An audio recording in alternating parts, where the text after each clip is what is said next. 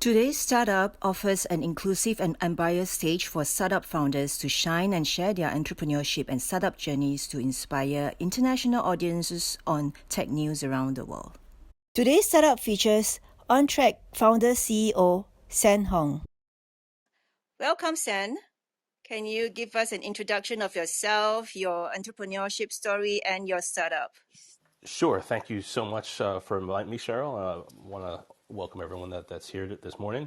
So, as Cheryl mentioned, I'm the CEO and co-founder of ONTrac, which we refer to as a SMART goal accountability platform.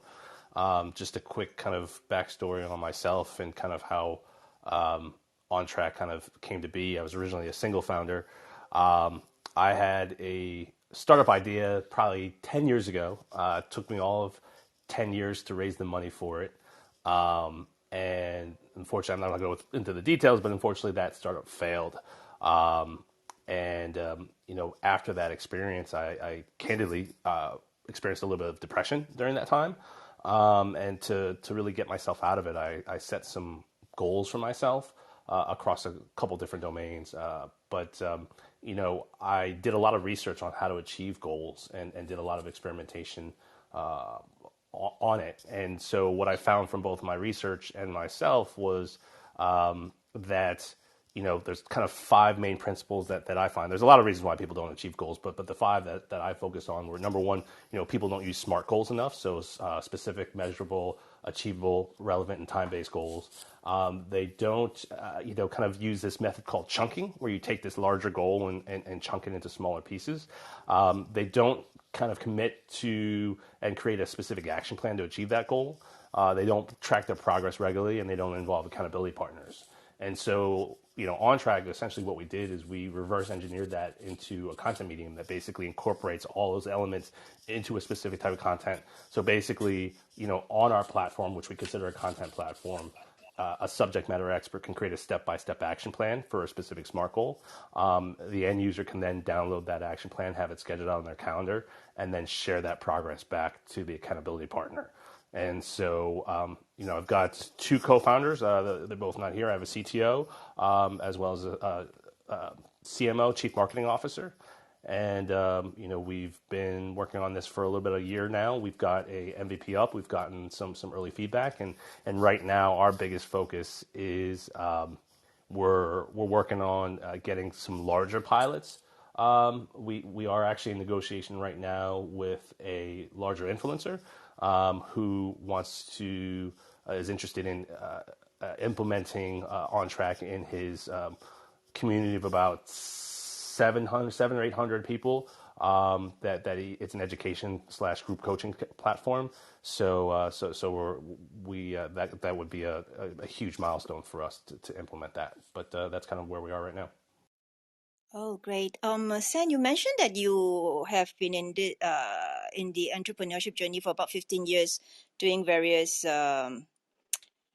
projects, right? So can you bring us through, because just now you also mentioned a little bit about depression, but bring us through your journey so that, you'll be able to share with, startup founders or people who are thinking about starting up at least some lesson to learn from the process. Sure, absolutely. So, my entrepreneurship journey started somewhat by accident.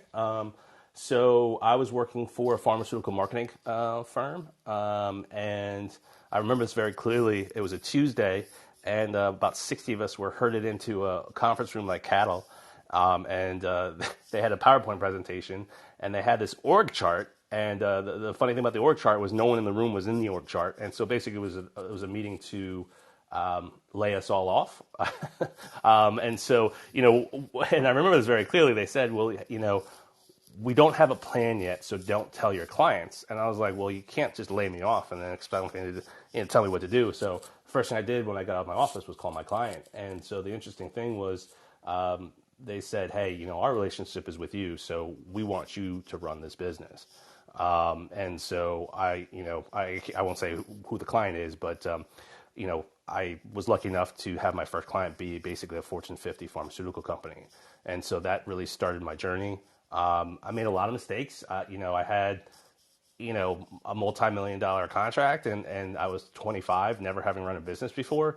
And I often tell people it was like giving a 16-year-old the keys to like a Lamborghini, right? And so, I ran that business for 10 years, and then the recession of like 2008-9 hit me hard, and so I ended up shutting that business down. Besides that, I've done stuff in real estate, food and beverage, e-commerce. I still run a drop shipping site currently. That's actually how I'm able to work full time on my business. I've set it up to be very passive in nature, so I have a one virtual assistant running that for me.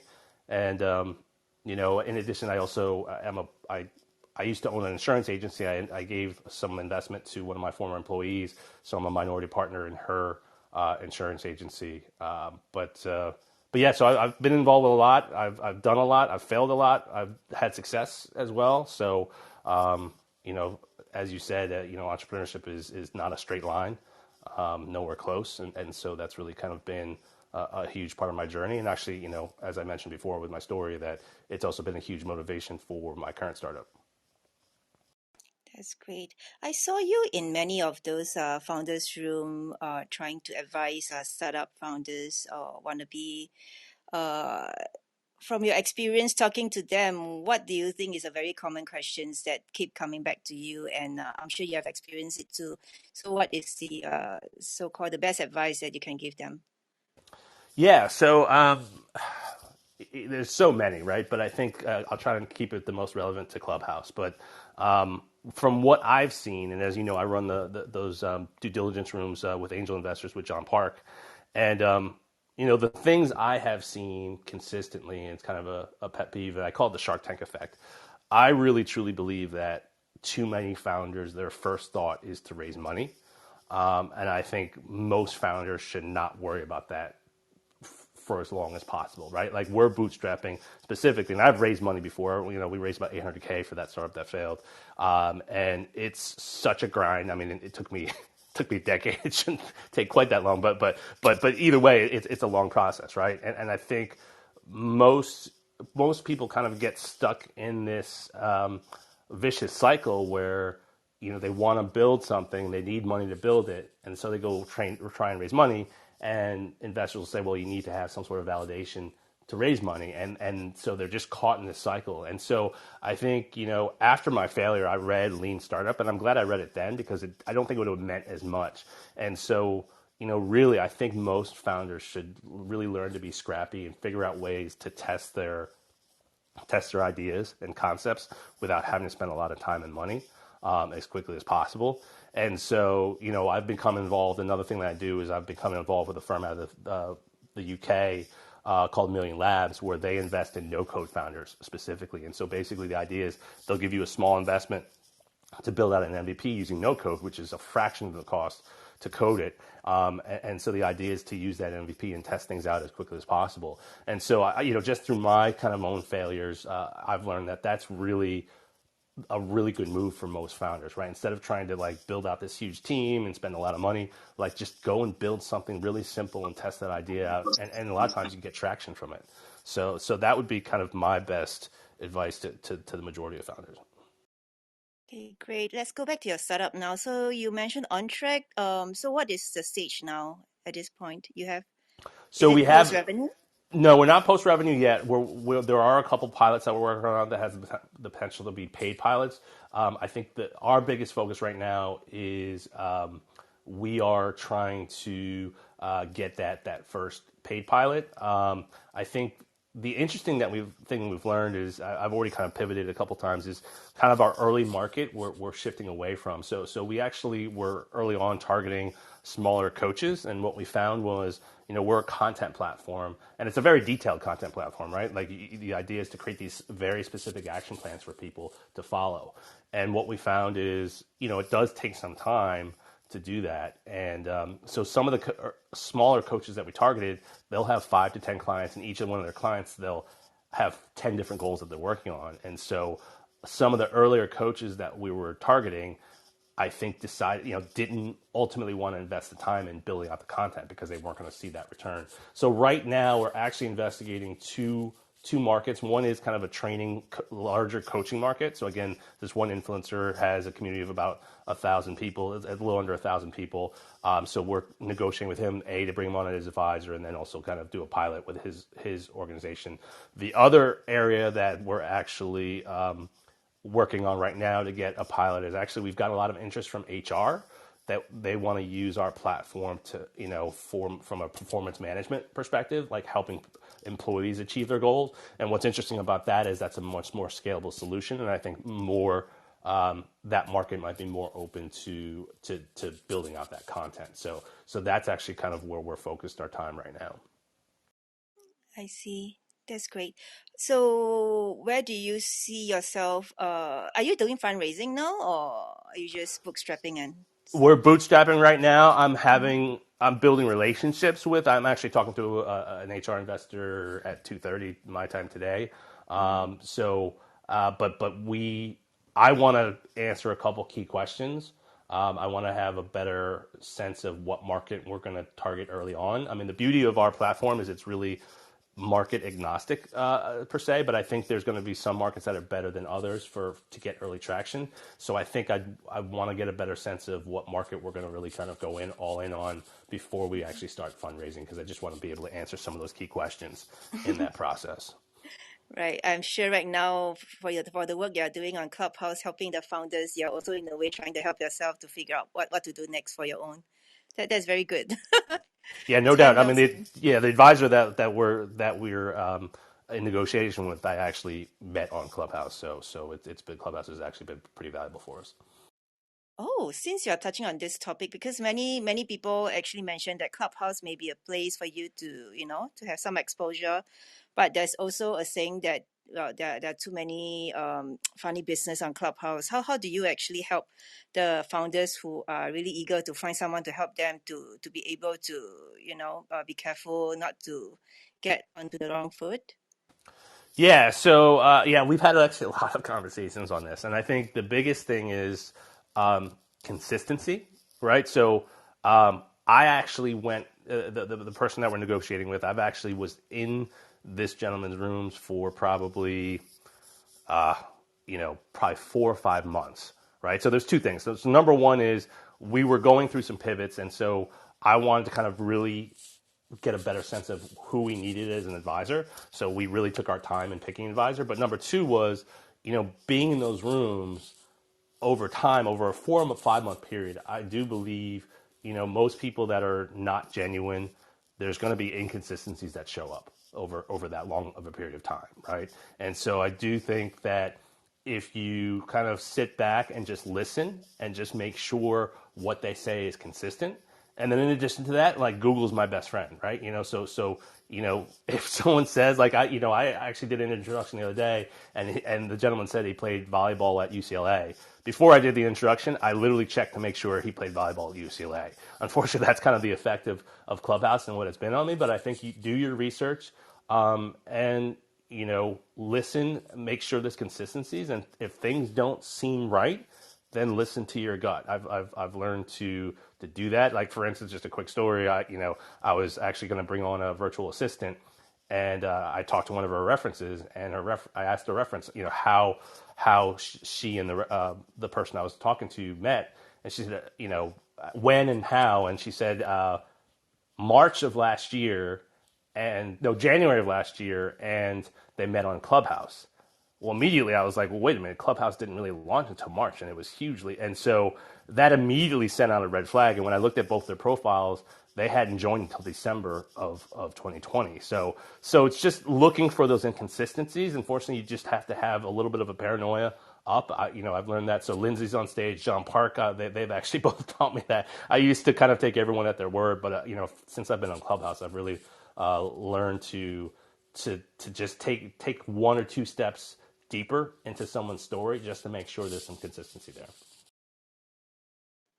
That's great. So you mentioned that, of course, there are hard times that you went through. What actually keep you going? How do you motivate yourself to move forward? Yeah, so that's a great question, and so one thing that's been helpful is helping John's group out. He's not, I don't think he's here, but John runs the Active Angel Investors group, and so he has angel investors, and founders pitch to them. So I get to kind of help out and also hear the due diligence. And one thing that I've heard from a couple of the investors is just kind of having a personal connection to the problem that they're solving. So I told a little bit of my story. So it is very personal to me. And so and it's one I believe very deeply in. So so it's more than just the money per se. It's really just this is a problem I want to solve personally. And candidly, I mean, every now and then it's just like it does get tough, and it's really important to get those small wins. And I can't tell you how many tiny wins have just kind of given me just enough motivation to kind of keep going. And so so it really is just kind of just having enough tiny wins to break up the punches in the gut, so to speak, to keep you going. But that's kind of been what's kept me going, honestly. That's good. So, what's the biggest challenge you're facing now? Meaning, what actually kept you awake at night to think about Yeah, things so to find? in some ways it's actually not a bad problem. Um, we've got pilot opportunities in a number of different markets, right? So we've talked to folks in healthcare, mental health, education, human resources, uh, coaches. So our biggest challenge right now is we know we can't tackle all those markets, right? The general solution is the same for all those markets, but we just know we're going to have to pick one at some point. So I think really right now, do is just do small tests in a lot of those different markets to really identify where we think our best chance of getting some early traction is. And so that really is kind of the thing that I constantly think about as ways to how can we test it, how can like what kind of framework can I create to really prioritize which market is the best. And also we've gotten some feedback on the product itself, so there's different features that we're thinking about implementing, and so it's really just how to prioritize all those things. And it's not it's like a puzzle. There's no one way to get the puzzle done, and so it's really trying to figure out how do I fit all these pieces together in an organized manner in a way that makes sense, and how do I analyze the data that we do have, right? We've got some data, but nowhere near enough. But any startup founder knows you've got to make decisions without without all the data. So I think that those are the things that really kind of keep me up is trying to work through all that and help trying to make those decisions. Since you're an experienced entrepreneur, I guess I can ask this question to you. Like, for example, if you're working on a project, how long and when do you think is the time when you think that you should actually change direction or pivot to the next thing when something really didn't work the way you wanted it to be? That's an interesting question. I don't know if I have a great answer for that. I think uh, I think I probably so for instance, our current pivot is we were working on these smaller coaches for a while, for a few months, and we got great data from them, but I think we should have pivoted earlier. From my own experience, I've found that when something is right, you'll get signals fairly quickly, right? That you'll kind of make a move and you'll at least get some semblance of traction, when you make that move. And so we were with these smaller coaches, it was like banging our head against the wall a little bit. And so I think we probably took a little too long with that. So I think you've got to give it enough time to try something. But I generally speaking, if you find that you get this feeling that you're beating your head against the wall doing something, then that's probably a signal that it's time to pivot. And like I said, we probably waited too long with these coaches, if I'm being honest. I see. So you meaning to say that if you can turn back the clock, you will probably do something different. So how different will Earlier. you do it? Well, what we're doing now is we're actually we're looking at some different markets Right. that we've gotten some interest from. So right now we're just looking at that's what we're doing right now. So again, we're doing the pivot. It's just I think we could have done it earlier. Is Yes, basically what I that's think. right. I really wish you all the best for this new direction that you're going. Are you ready for audience Q&A, San? I'm always ready. I'm ready for whatever. Great. Okay. Those who are already on stage, you can flash your mic later so that I can call you out to ask question. And those in the audience, if you have any question, you just DM me or you can just raise your hand and I'll bring you up. So, for those on stage, can you please flash your mic to ask the first question? Yes, Aaron. Hi, Cheryl. Thanks for that. San, wonderful, wonderful story. Wonderful background story. I think where you're going with ONTrac on the smart perspective is amazing. Highly, highly commendable. It was something you said earlier to me, San. It was about when you were trying to get the support and the backing behind. And I think if I remember you saying 10 years later, you started this idea 10 years ago, and now you've got a team around you to support you. One thing that's clear in how you give back to the community of these startup founders is the word patience. There's a lot that startup founders, a lot of pressure on them. You mentioned about they try to go funding straight away. They try to go hard on funding. There's a lot of status around unicorn. Are you a unicorn yet? How do you, for someone who's taken their time, has had the ups and downs that every entrepreneur and startup founder has had over a long period of time, how do you express that? How do you give that guidance back to the young founders of today to try help them on their journey? Yeah, so thanks for that question, Aaron. Just to clarify, that 10 years was for that startup. I actually was raising 10 years for that startup that failed. The current startup I've actually been working on for about 2 years, so I just wanted to clarify that. Yeah, so it's a great question. I think I go back to having that personal connection to the problem that you solve. I think there's someone that some much wiser than me, told me this story of a friend of his that had this saying like, when I try and help people, I make money. When I try and make money, I lose money. And so I think that I took that to heart, and that you know so many people kind of have say to me, hey, I got to start a business, and I tell them to just reframe what they're thinking, and instead of saying I got to start a business, I encourage them to say I've got to solve a problem. And I think when you focus on solving problems and key on that, like going back to that saying, I think the money can come. If you're solving a big enough problem, the money will come. But if you don't have that focus on solving that problem, then you just chase money. And just from my own experience, sometimes that just leads you down a path that isn't helpful. So I would say, I don't know if this answers your question on Aaron, but I would say that that's really what I think most people should do, is just focus on a big enough problem and key in on that. And if you're solving the right problem, the rest will come.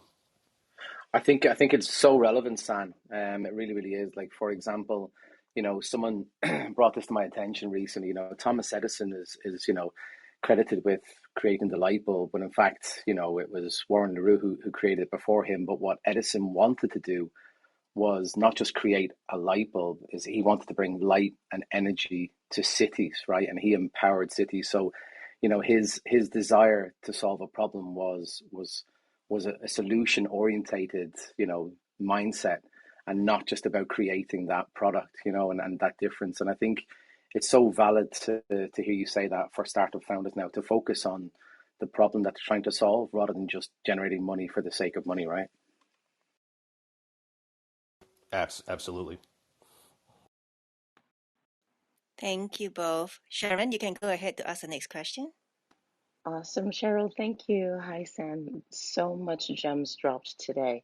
I was just speaking to a friend of mine and co-founder, and we're in an accelerator now in South Korea, which is amazing. But one of the things we talked about was, how do you find that team, initial team, to help push the vision forward? I heard you talk about your startup 10 years ago and how you're now on OnTrac. How were you able to find or identify the people you needed as a core team to move your vision forward? Well, thank you for that question, Sharon. And also, I wanted to welcome John to the stage real quick. I wanted to thank John. John's actually the one that encouraged me to come on this show, so I wanted to thank him. He's been both him and Lindsay on the stage have been some of my best clubhouse friends. So just wanted to welcome him real quick. So great question, Sharon. I actually just talked to someone else about this.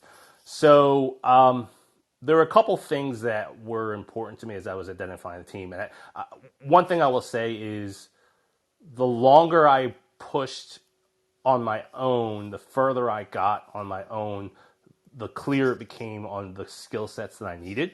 I think in the past, a lot of times I chose co-founders as like, hey, we're two of my buddies that were, we were drinking and we had this idea, and then we, decided, hey, let's be partners.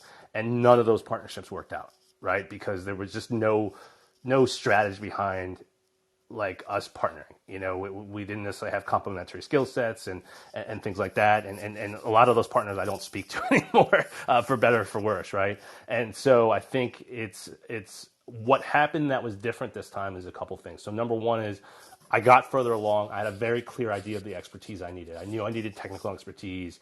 I knew I had marketing background, but I wanted someone with a stronger branding background. And the other thing was, I had a specific mission. I mean, our mission at ONTrac is to simplify the process of achieving life goals or just generally goals. And so the two co-founders I have right now, there's two things I'll share. So number one is they both jived with that mission. They're both kind of very goal oriented, and they both really had the same values that I did. And the second thing that was really important that I would recommend for anyone is with both those co-founders, we had, and they actually proposed this. I can't even take credit for this, but the CTO actually proposed this. We did like a 2 to 3 month trial period where there was I had them sign just agreements as far as intellectual property and confidentiality, but there was a 3 month period where there was no kind of equity promised, but we basically acted as co-founders. That we met regularly, we discussed strategy, we did all those things. And so during that 3 month period, we all got a chance to say, okay, do our visions align on the product? Do our morals align? That was huge. That was actually one of the issues I've had with previous partners, where just ethically we just didn't align, and that's a big reason why I don't actually speak to two of them that I can think of. And just do our work. Does the work ethic align? All those things over that 3 month period, and even it could have even been longer, but I mean, at some point you have to make a decision. So, and unfortunately, you don't really know until there's a problem. And I didn't want to necessarily artificially manufacture a problem. But I will say that 3 month period was a really good period where I felt really comfortable that these were the right people. They added the right skill sets. They added they added the right mix of talent and principles and all those things. So I don't know if that answers your question or not, but that's kind of the learnings I've had over the last year or so. Spot on, spot on. I think that the core group, we've been roommates, we know each other intimately, we're comfortable, but growing, I think we all have those hesitancies, right? Will these individuals align? Will it work? How will it impact us? So it's great to hear you echo some of those concerns and talk about your successes. Yeah, I mean, again, I think that trial period, if you can find some sort of project to work on to kind of test that relationship out, kind of dating before you get married type of situation. I can't stress that enough. I think that was huge, and I think I want to kind of incorporate that going forward with any hire that we do. Honestly, whether it's an agency or something like that, just finding some sort of project to test out the relationship. That's actually a wonderful idea. Thank you. But Sen, are you sure it's not to cohabitate before you get married, and it's just dating before you get married? You can call it whatever you want. I'm not going to get into that. I'm not going to get into that argument. Okay, just joking. Okay, next. Thank you. Who has the next question? Please flash your mic. Okay, if not, I'll ask Heyman to ask a question. Heyman, are you back? So Lavina just flashed. Lavina. Okay, Lavina, go ahead. Hi, Cheryl. Yeah, I had a quick question in terms of, startups seem to have quite a vast spectrum of things that they need to deal with. So, for example, it is wondering about, do I have the right kind of team, or is it, do I have the right kind of business model? Do I need a business model up front? Or is it the funding, or is it, team synergy? So there's a combination of things, or is it timing of the market? And I know that I've read a few scenarios in terms of, for example, Uber never actually had a business model when they actually got funded, as a sort of first start and an initial stage. And then you get things like, hearing about Airbnb, who kind of had a very radical kind of idea. And the only idea that they had was because it was sharing a room, and it seemed very unconventional. But the reason why it took off is purely because of the timing of the market and being in a recession, whereas a lot of investors probably spruced over them. So having all of these different kind of things about, is it the idea, is it the team, is it the funding, is it your growth, is it your business model? Where's your kind of mind frame around that in particular? Thank you. Yeah, I'm not sure what the question is, but I guess I'll respond to it. So, one of the reasons why we have not actively fundraised to date, and we're lucky enough that we can bootstrap this, is we're I'd like to answer those questions, or at least have a better idea of those questions. We have an idea of what our business model is, and we're testing that out right now. But I think for me, I want to get a little further down the path and have that fleshed out a little bit more before we do fundraise. I just know it makes the process so much easier. So again, I'm not sure kind of what your question is exactly, but I don't know if that addresses it or not. Yeah, it does. So the question in particular was, what does a startup, seem to focus on? Is there different phases and stages in that? And, is it the initial idea, and then, you kind of gravitate into, your team and building that. And then, as you go on, all of these things kind of naturally just fall into place. But I think, your response in terms of the funding, aspect of what you guys are focusing on in terms of a future plan makes a lot of sense. So thank you. Thank you, Lavina. Next, who would like to ask a question? John, do you have a question? Good morning, Cheryl. It's great to be Morning. here. Can you hear me? Yes, we can. Oh, great. I'm sorry I missed the first half, the first 20 minutes. I'm not sure if Zan spoke about this yet, but he's been a stalwart, and he's actually educated me a lot since the beginning, maybe 7, 8 months ago, um, about no code and low code. And as an investor like myself, it's sort of de-risking the investment, and because of the ability to pivot and to the low cost of it, less cash intensive, and also because there's more people who can no code versus code. Um, I think it's a very important topic. Did you talk about that, Zan, and or can you more expound on your journey with no code? Yeah, sure. I mentioned it briefly, and just to kind of share a little bit more on that, I actually did not. I took a boot camp on Bubble. For those that don't know, is probably the primary no code platform. After I had already committed to building my MVP in code, and so just I'll share a quick story of how no code could have saved me quite a bit of money. So the our MVP for OnTrac was actually so a couple learnings from this story. So number one is in retrospect, I probably should have spent a little bit more time in customer discovery and understanding the problems a little bit more. Part of it was we had a little bit of a shift from when we first started, it was a direct to consumer, and then kind of in the middle, we kind of shifted to coaches, just because during the validation process, we actually had coaches come to us to use the process. But so, when the first thing we built out was this mobile app, and it cost way too much money. I don't want to share that. The thing I can kind of chuckle a little bit now, even though it still hurts a little bit, is when we validated our solution.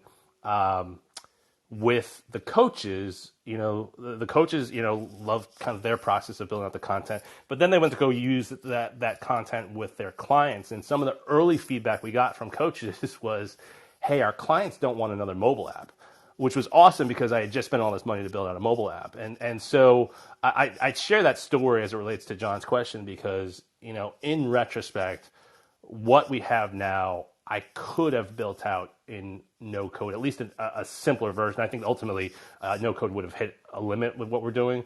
But, two learnings from that story is number one, I should have done a better job in customer discovery and understanding the problem a little bit better.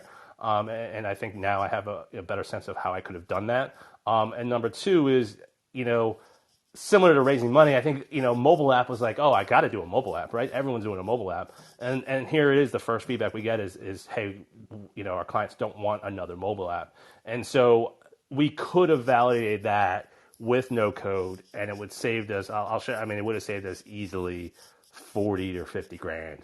And so, to John's point, that's 40 or 50 grand we could have spent on additional experiments, right? And so that was a big aha moment for me for a number of reasons. But as John mentioned, I think more founders can get out of that vicious cycle I talked about earlier of not being able to get a product off the ground and then trying to raise money for a product that they can't get off the ground. So if you learn, the boot camp I took was like $750. And John kind of has experience. There's very little, at least, basic MVPs that you could not build in Bubble or something like it. And so there's so many ideas that could be validated and so many more startups that could be de-risked, kind of leveraging this no-code framework. Thank you. John, are you happy with the elaboration? Oh yes, I just wanted to expound on it. He's really helped me also look at companies differently now, and it's one of those diligence questions that I never asked 2 or 3 years ago. Wait, are you building a platform on code or no code or code? And my lens looks differently because I know that coding would take millions, and if they don't get the traction or the customers, they will be it'd be very expensive to pivot and to make changes, which is very common to pivot, as you know. And so I think that's the future, and I think Zan is a visionary with that type of founder aspect of it, and also from an investor perspective, he's taught me to look at it differently as well. I don't think that was the intent. He was just educating me, and it's been very, very enlightening. And he's a very good bet as a founder because of his honesty and vulnerability and his ability to adapt. And I think everyone knows that on Clubhouse as well because of his personality. He connects everyone, and he wants he has very good karma, as I would say, from an investor perspective. So he's a very good person to know, and I'm just glad that he has this stage to talk about his company a little bit because he's very humble. Thank you, John. Thank you, John. I appreciate that. Okay, next, who wants to ask a question? Moise? Hey, Cheryl, how are you? Thanks for bringing me up. Long time no see, Moise. Yeah, I've been away. But I do have a question for San. Hi, San. I was just wondering, um, uh, what I think or what I've learned is your company is your first employee. For founders or for entrepreneurs, your company is your first employee. Because if the first employee is the one um, that's the right one, it helps you build the culture in a company. In your experience, um, how do you or did you build a culture of task ownership within the company to increase organic productivity as opposed to monitored productivity? That's something that I wanted to ask. Thanks. This is Moise, and I'm done. Yeah, Moise, thanks for that question. So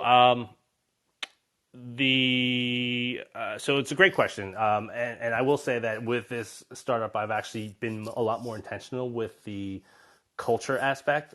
So I am a big fan of good to great. in this scenario. And so if you've read Good to Great, it's really, you know, kind of the good companies are a strong leader that's basically dictating the path for the company. But what they found is those companies don't kind of have the lasting power. The great companies are the ones that last a while. And in that scenario, it's really about a good leader identifying other really good leaders and creating a shared vision. And so that is really the approach I took. And so I really was very intentional about the kind of core values and mission of the company and before I even approached any of my co-founders. And so I think it's really important, you know, to have that because I was looking for those same core values in my co-founders, and I look at as the co-founders as the seeds of the company, right? Because, you know, those co-founders are then going to attract other people, and if they have the same values as you, they're going to attract the same type of people. So, the best answer I can give you is just really, really defining your core values, your mission, and then, you know, whether it's co-founders or first employees, being really diligent to make sure that those first people share those same values, because the idea is they'll then select people with those same shared values. So hopefully that answers your question. I don't know if it does. Just a follow up to that question, and thanks for the answer. It makes a lot of sense, and that's that talks to your experience with founding a great company. But once the company grows, how do you actually institutionalize those core values down to the individual contributor level?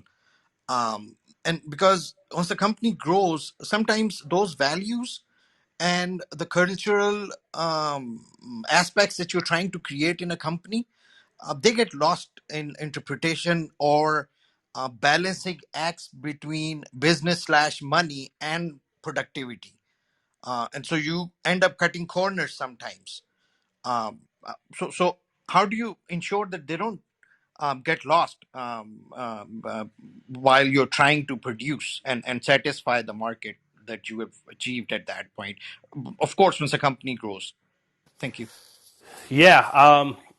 I can't in conscious say I have a great answer for that. I think that's a question that I think a lot of people are trying to answer, right? I think at the end of the day, you know, I'm still trying to build a scalable company, so I can't say that we've done that yet. But I think that the best I can say is continuing to place an emphasis on culture. I think was it the Zappos founder that said culture eats strategy for breakfast, and just meaning that prioritizing culture and values, you know, throughout your hiring process is really important. So I don't have a great answer for you other than just continue to place emphasis and build in structures and within the culture itself, you know, all the core values of the company and make sure that kind of becomes remains a priority throughout the scaling process. But you know, you know, if you find out the answer to that question, please come back to me and share it with me. 'Cause I don't know if I have the answer to that question, honestly. I think you have to some extent. Actually, you have answered the question, and one of the things I loved that you just said that culture eats strategy for breakfast, and that's beautiful. Thank you. Thank you, Moise. Okay, next, who wants to ask a question? Oh, hey, man, go ahead. Thanks. Just thanks, San, for joining us today. I'm curious, though. You started the conversation off by saying something personal as well, right? The mental health part. Now, I'm also wondering, with a company that sort of deals with accountability and sort of keeping people on track and coaching, how much work do you actually focus on in terms of dealing with people's, neurodiversity or, mental health issues that they're facing? How do you see it a different way from, because I've seen a lot of leaders actually fumble and fail because they didn't have that support or they struggled on their own. So I'm wondering, how do you approach it, given your experiences in the past? Can you rephrase your question in a different way? Sure. I'm not So so in good. in terms of your accountability platform, right, OnTrac, how much is mental health in that in the calculations or in the process of evaluating the team, the people you're trying to assist? Yeah. So great question. And so what's interesting is if you look at the research, when you actually achieve a goal, or even actually just making progress towards a goal, your mental well being actually improves. So mental wellness is certainly a big part of this. So two of the pilots that have approached us. One is actually someone that has an ADHD community that wants to utilize and create content for us, and then another one is actually a mental health therapist that focuses on video gaming addiction. And so, if you look, the mental health community is actually one that is a strong believer in SMART goals.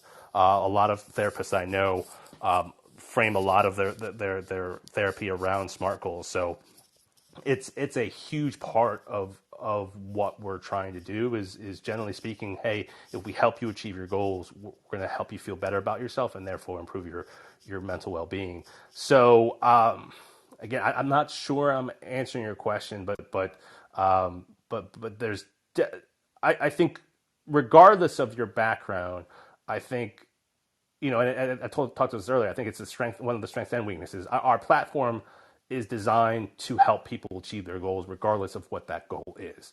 And so, what that means is we've got a lot of different opportunities for us. The bad news is we've got a lot of different opportunities to pursue, and we've got to prioritize them. But generally speaking, the way you approach achieving a goal doesn't differ that much based on the goal itself. The content may differ, but the approach should be relatively the same. You chunk the goal down, you create a specific action plan, you use SMART goals, you track your progress, and you incorporate an accountability partner. So does Yeah, that it answer your does. And question? also about neurodiversity. Remember in the specialties that we're seeing, right? Especially with the digital space, and we've got a lot of people who have neurodiversity, right? Everything you mentioned ADHD. We have others, individuals with some autism spectrum, and so forth. So, do you actually deal with a lot of individuals working in that space, or how do you actually approach it in your platform? So I think what we want to do with our platform, because there's definitely mental health use cases that we've talked to folks about. We wanted to kind of flesh out the platform in kind of a lower, I don't know the best word to use for this, but kind of a lower risk scenario first. So like kind of more like life coaches along those lines where, we've got some leeway. We just felt like we wanted to make sure we kind of ironed out most of the biggest kinks before we approached, kind of a mental health use case, right? Because I think that the stakes go up a little bit with that. So I think it definitely has application in a variety of mental health uses. Like I said, addiction was one of them. But I think we've kind of moved that down the line a little bit because we want to kind of just test the general platform before we go after kind of a mental health use case. Again, hopefully that answers your Thanks. question. Thank you. I just invited Craig. Let's see whether he wants to come up because John said that he may have a question to ask. But before that, anybody else wants to ask a question? Because Sean, you have a question? Oh yeah, I mean, there's first of all, hello. Sorry about that. There's a lot of things that I see here. Right now, is it a lot of this is, I mean, how much is catered to business versus individuals? So that's a great question. I mean, it was originally designed for individuals, and Right. so it's only recently that we're looking at Uh, B2B type use cases. So actually, right now, a lot of it's actually catered to an individual. yeah, because I see you've got some things on here. Well, number one, when they're talking about the mental health, well, the health benefits in general. A lot of these big companies. They'll give big breaks to companies if their employees, keep track of everything, right? They'll get a $50,000 break for their insurance premium for a year. That's one thing. And then another thing that I noticed when I was looking at it that I haven't really seen, and I could be wrong about this assumption. I'm not an IT guy, but when you had the dashboard there, see what I see happening in the future is websites and emails are going to be simplistic and more of a leapfrog. I think dashboards, if you look at medical, like doctors and things like that, where they have their clients sign in, they're able to upload records, put everything in there personally, and everything is documented.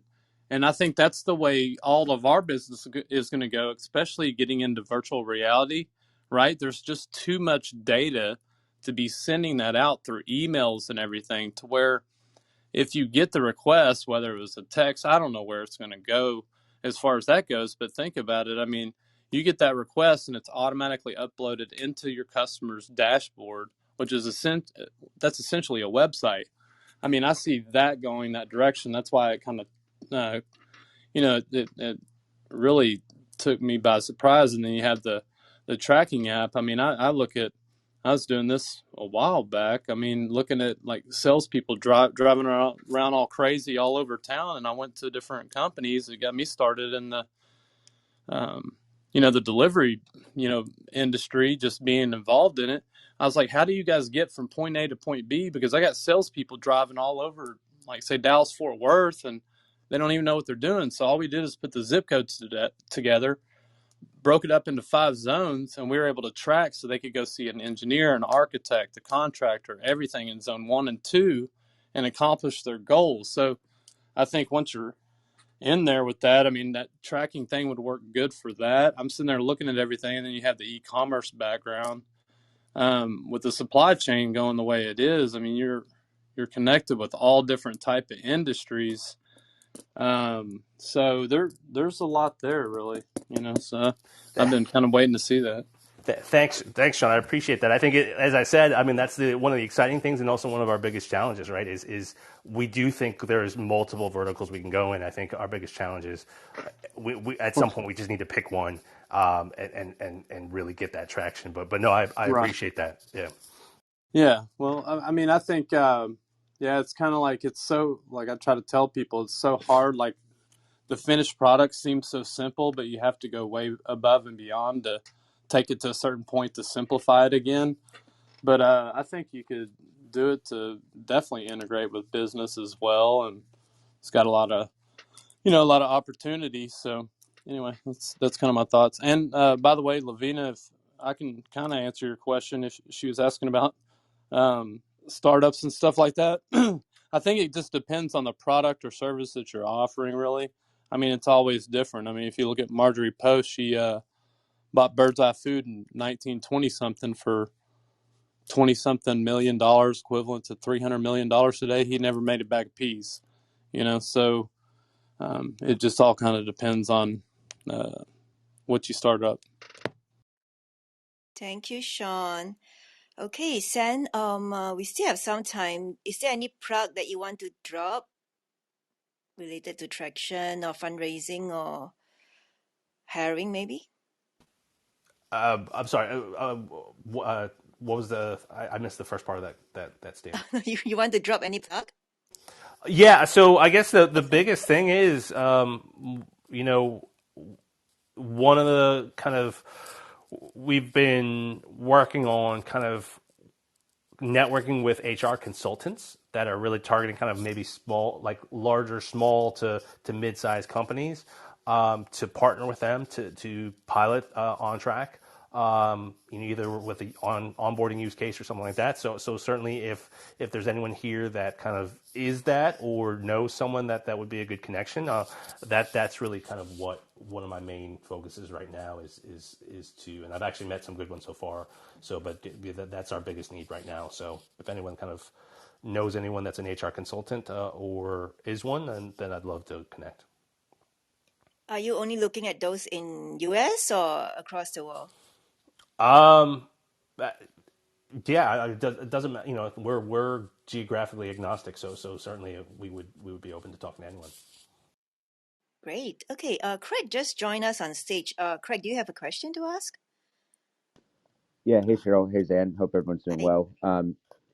Zan, question for you. I know that you're a big part of the room that John and myself hold, and I was wondering if you can speak a little bit to your funding journey, if you've raised any funds throughout, and kind of where you stand from that aspect of things with OnTrac. Yeah, Craig. So we've been bootstrapped, and I think we want to bootstrap well. I won't say want to. Our plan is to bootstrap just a little bit longer. I think the biggest thing is we've got just some kind of questions to answer as it relates to kind of go-to market strategy and more specifically which target market we want to focus on.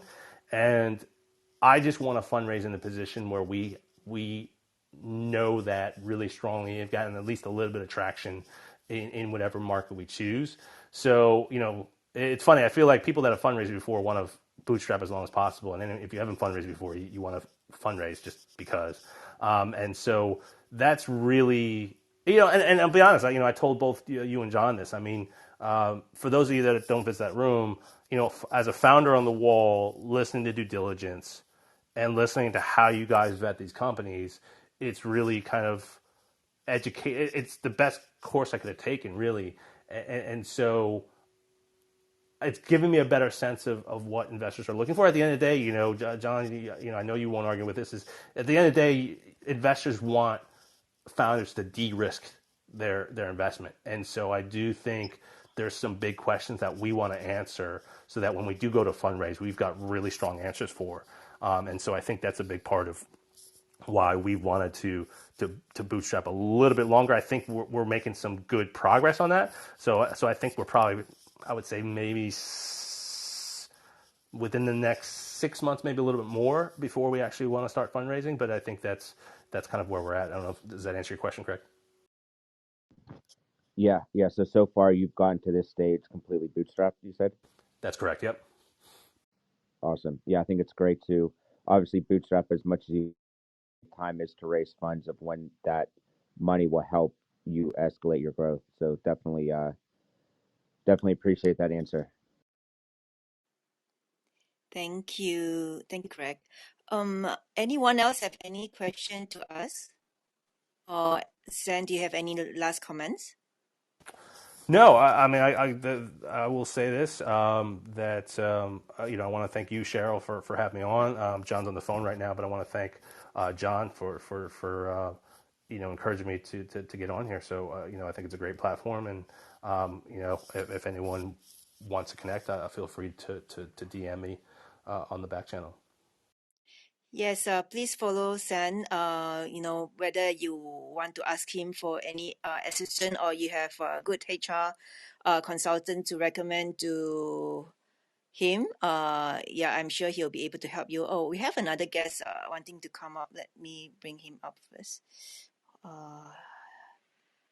Okay, let me just invite him again. Stan? Hi, Stan. You want to ask Stan a question? Hey, Zan. Before. Well, congratulations on the progress that you made on OnTrac. Um, I'm looking at this and knowing that there's some other people that have kind of played in this space. I think that your key is really spending a lot of time with people that test it out and listen to all their feature suggestions that they have. And it'll be tedious, but I think you're going to learn a whole bunch. And unfortunately, you're probably going to get contradictory solutions. So it'll be, I guess, I don't know if it'd be fun, but it'll be rewarding to go through that process to see where you ultimately end up. Um, but I'm fascinated. I hadn't studied what you were doing before, and I just went, and it looks like it's a really nice journey that you're on. And I look forward to following your progress there.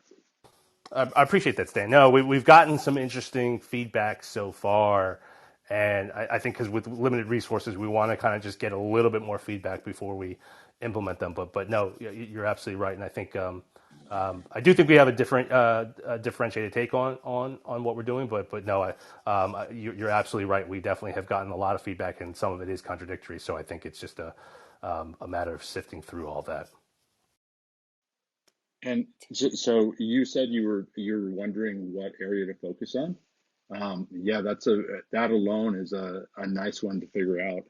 Um, it's non-trivial to figure out where you have the best fit and who's going to be the most likely partner. I Non-trivial is can an talk to you excellent some description. offline on that. Yeah, Yeah. actually, I'd love to connect offline. Thank you for that, Sam. Of course. Okay, thank you very much for spending 1 hour of your time with us today and to listen to Sen and his story. If you are or if you know startup founders around you who wants an hour stage to increase their visibility, be it for traction, fundraising, or hiring, just let them reach out to me and I'll try my best to arrange a session for you. With that, anybody on stage have any last comment to make before we wrap it up? Okay, great. If not, Tech News Around the World will be starting in half an hour's time. We are going to close this room in 5, 4, 3, 2, 1. Thank you, everybody.